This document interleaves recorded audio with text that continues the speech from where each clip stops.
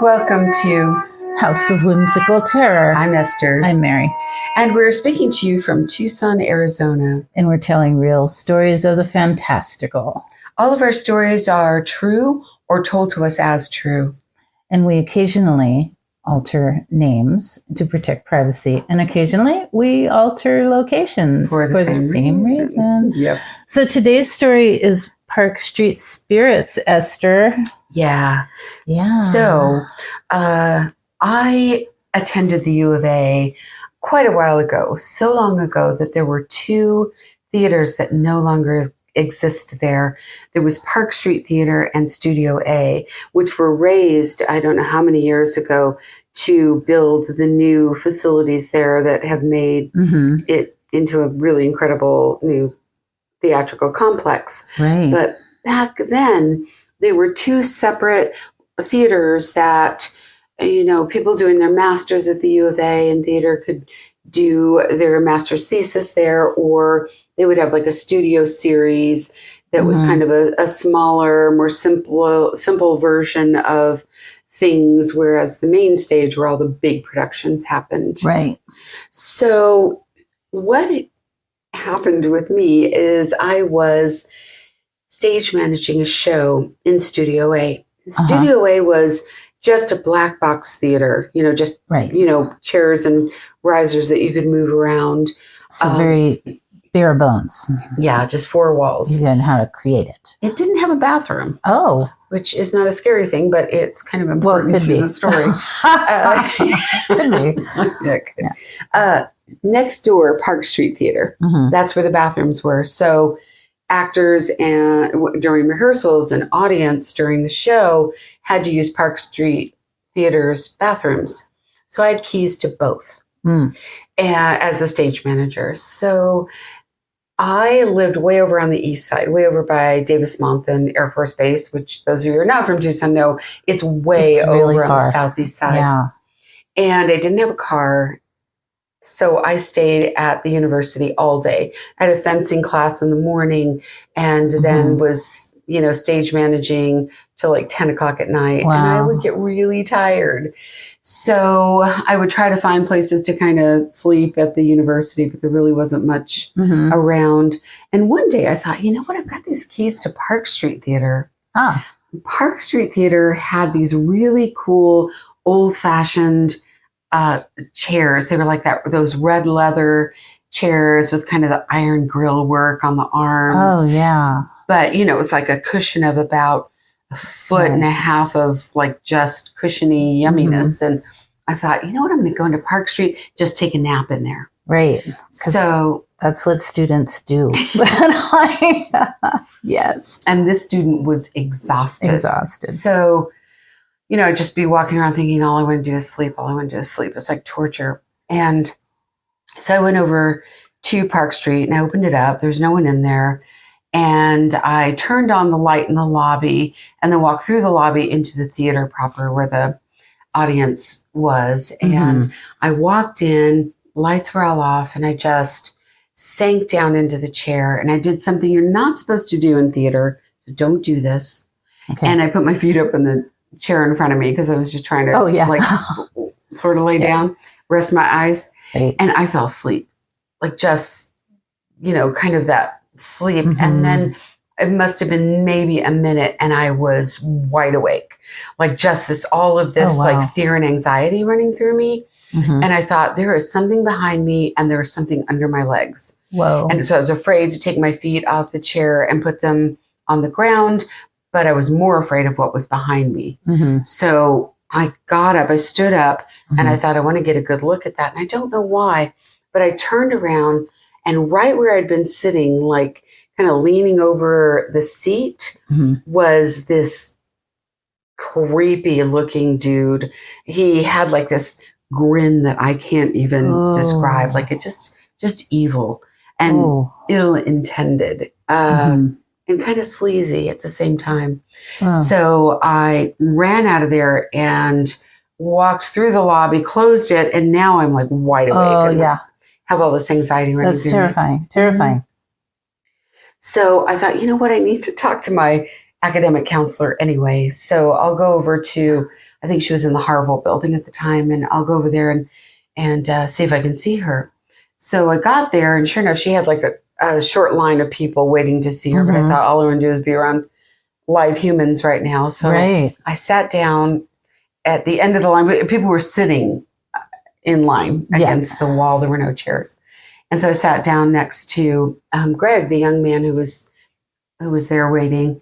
And he said, "What's wrong?" And I said, "Oh, I just need to see my counselor and just need to get grounded." He goes, "You look like you've seen a ghost."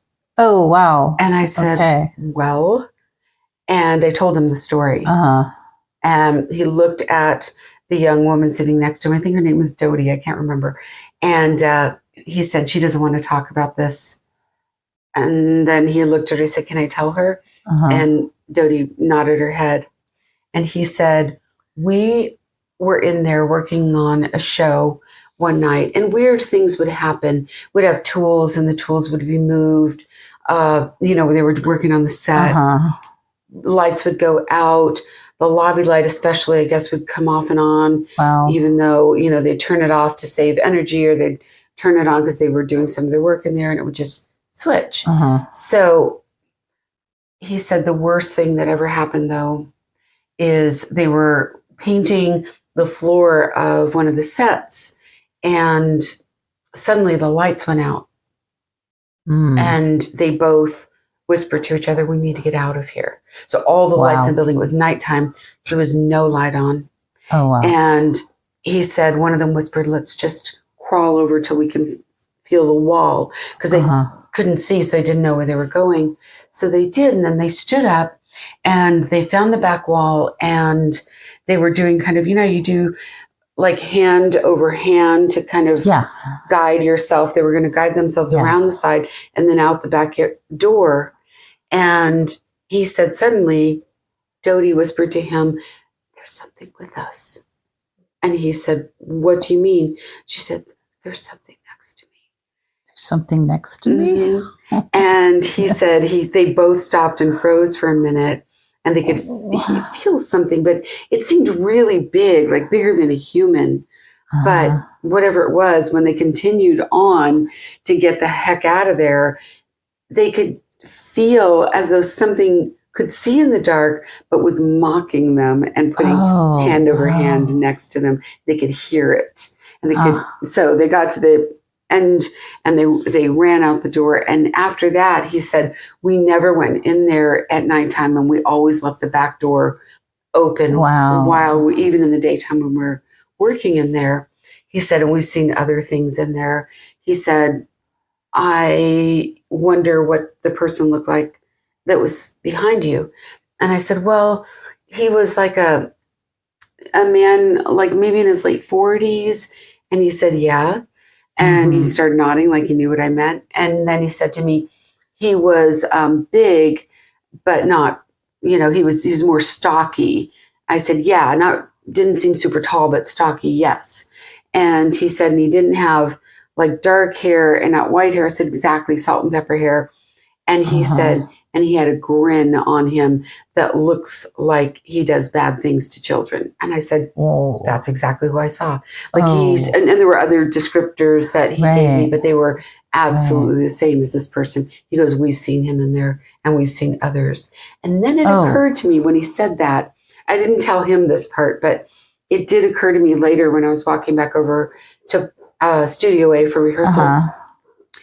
Earlier, I had been working on a show. By earlier, I should say a couple months before, earlier in the semester, I had been working on a show and I was running the light board. So one night I was up there and I was alone in the light booth. I was the only one up there working the light board. And the lighting designer was in there and he seemed really anxious about me. Like he didn't think I was going to do a good job about running the light board.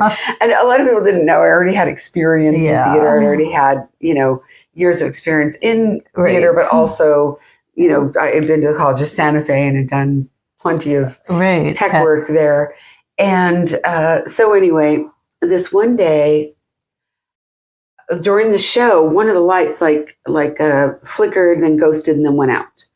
And I thought, oh no, he was in the audience. And I thought, he's going to think I did something. Right. So during intermission, I walked down this very narrow hallway. It was a hallway with stairs, not very tall. Maybe, I don't know, maybe there were 10 stairs, not a big staircase, and really small, so that you would kind of have to turn sideways to get up and down the staircase. So I ran out there and I got onto the stage and I was looking up to see, if the light looked burnt out, the lamp looked burnt out. And he came up there with me and he said, what happened? I said, I don't know. It wasn't like anything I did with a board. The light seems to have burnt out. And he said, okay, that's what I thought. So I went and got a ladder and he fixed it during the intermission. So I turned back around and I can't believe I'd forgotten this, but I looked up and there were 3 men up in the light booth. And every once in a while, you'll have people come in and do, like the fire department will come in and do spot checks, or, different, health department or things like that. We'll go in. Yeah, people will go in there. Yeah. So I thought, oh no, I'm not up there. I left the light board on its own. And there's people up there probably doing whatever, doing a check. So I hurried. I started kind of, run walking back there. And, walked sideways up this little staircase and got in, and they were gone. So I went back down, and at the end of the staircase, so in the last couple of steps, was this tiny box office. It was the worst box office in the world. It was like like 2 people could barely fit in there, and there were 2 people in there running the box office. And so I stopped and I looked in and I said, who are the 3 people upstairs, the 3 men upstairs?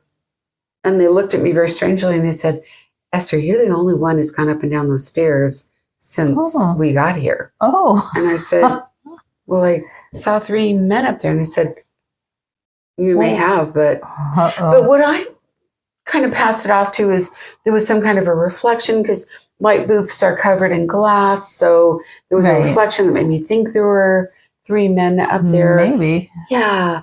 But when I started thinking about it that day, after I left Greg and Dodie, was that one of them kind of looked like the guy that I saw who was behind me in the chair.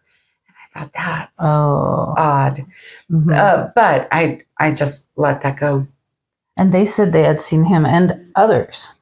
Yes. Wow. Yes. Okay. So I never tried to sleep in Park Street again. No. was really cool. I'm so sad they tore it down, because it was old. Even at that time, it was about 100 years old. Right. And had, those old red leather seats. Yeah. One of our professors told us that at one time it had been a live theater, and then it had become a movie theater, and then it had become like some kind of a shop at one time. It had been like a lot of different things before the university. Happened. Yeah, they started buying up things on Park Street, and that was one of the things. So I was very curious about this place.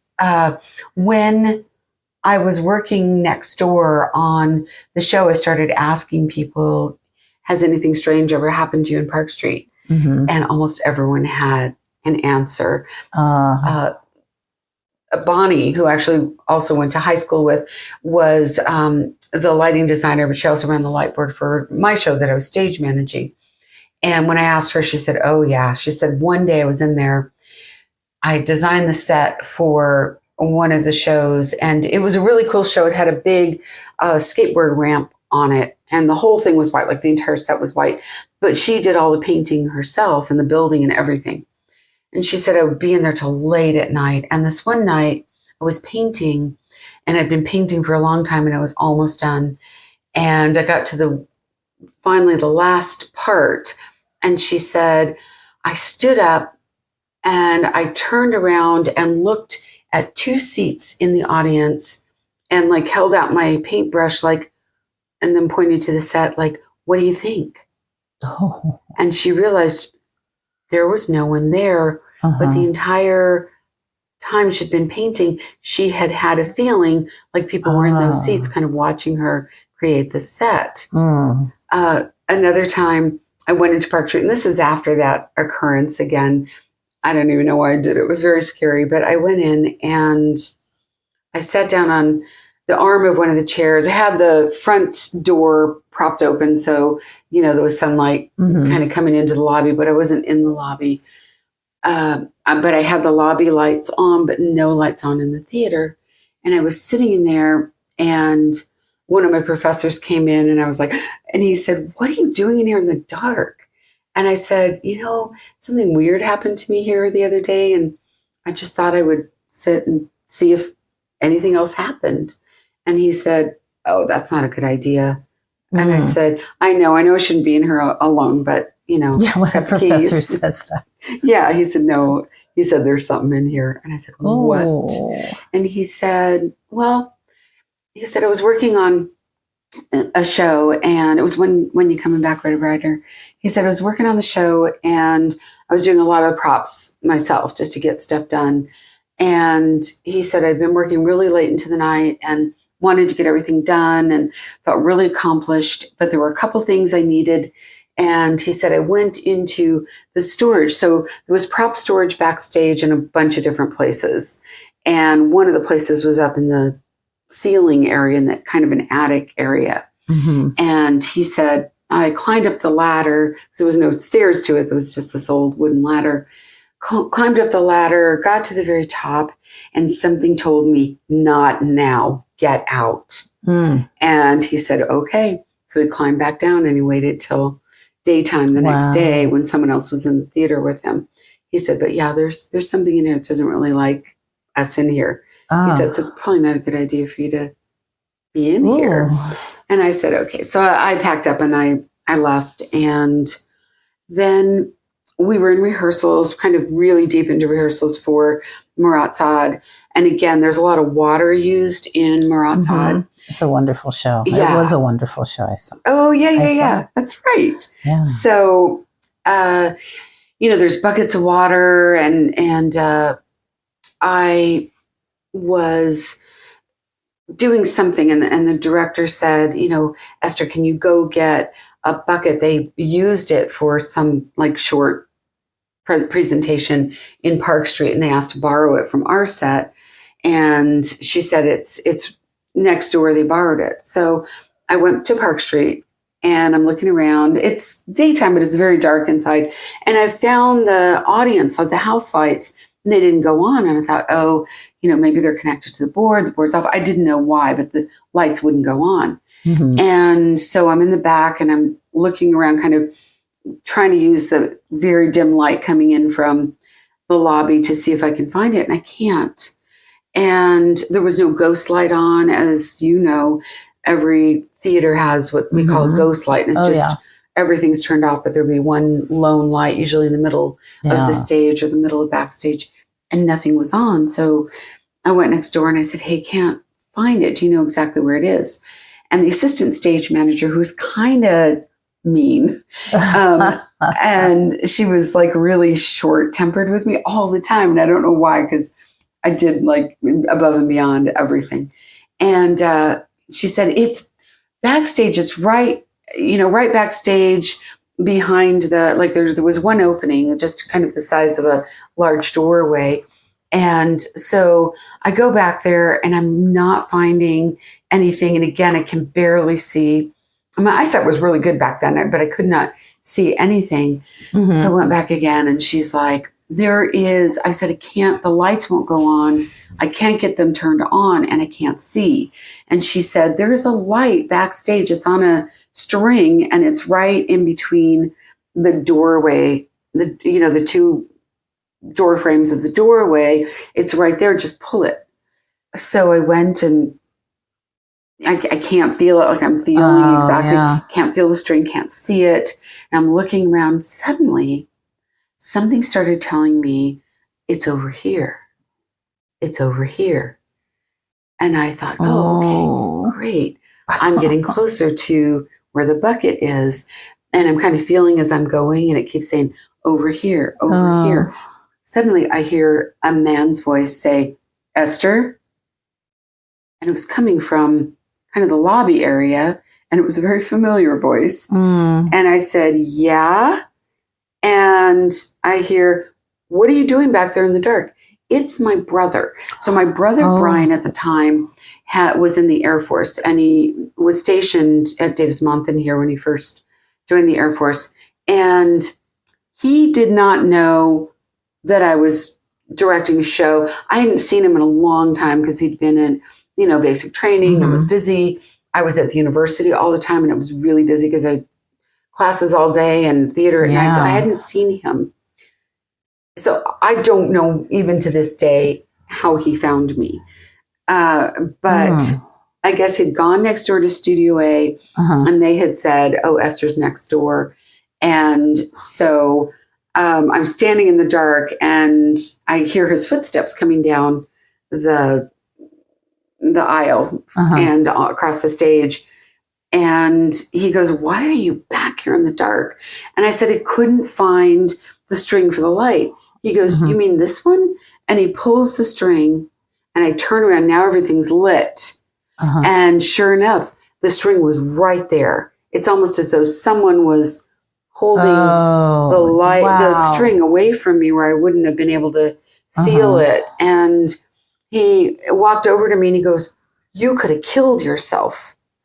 And I looked down, and my toes were right on the edge of about a 5 or 6 foot drop. And at the bottom of the drop, this never would be allowed today with regulations, thank God. But there were there's broken furniture. Like, it's where they threw all the broken furniture for all the theaters in the department, legs and things sticking up. Right. And I was my toes were right on the edge of it.